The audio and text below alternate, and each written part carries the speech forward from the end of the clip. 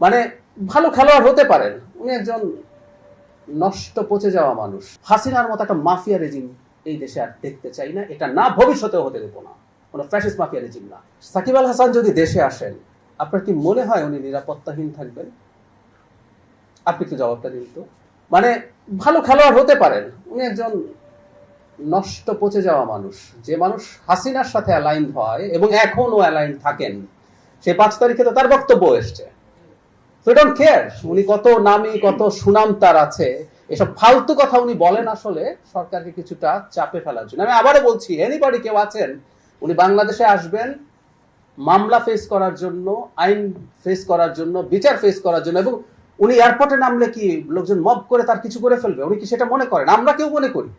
No way. In the heart of the city rises a destination built for greatness. International Convention City, Bosundhara. Life takes a new course.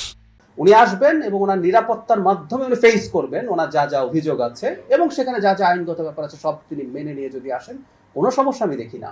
এই প্রত্যেকটা কথা আসলে আমাদের এই সরকারের বিরুদ্ধে প্রোপাগান্ডা, মানে যে মানুষটা স্টিল হাসিনার সাথে অ্যালাইন হয়ে কথা বলে, সেগুলো বলবে। We don't care.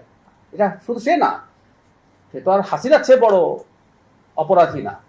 হাসিনাও যদি বাংলাদেশে আসেন, উনি তো বলছেন ডিসেম্বরে আসবেন, আমি বহুবার বলেছি, তিনি যদি আসেন পূর্ণ নিরাপত্তার সাথে তিনি আসবেন, পূর্ণ নিরাপত্তার সাথে তিনি বিচারিক প্রক্রিয়ায় যাবেন, পূর্ণ অধিকার ভোগ করবেন বিচারিক প্রক্রিয়ায়, যা যা করা দরকার। তারপর আদালত যে সিদ্ধান্ত নেবে সেটা আমরা সবাই মেনে নেব।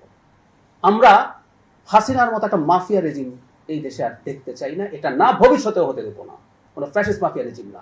এটা একটা গণতান্ত্রিক রাষ্ট্র, এখানে সবচেয়ে বিভৎস অপরাধীটাও তার নাগরিক অধিকার যা যা পাওয়া, সাংবিধানিক অধিকার যা যা পাওয়া, সেটা সাকিব আল হাসান হোক, সেটা হাসিনা হোক, তারা পাবেন।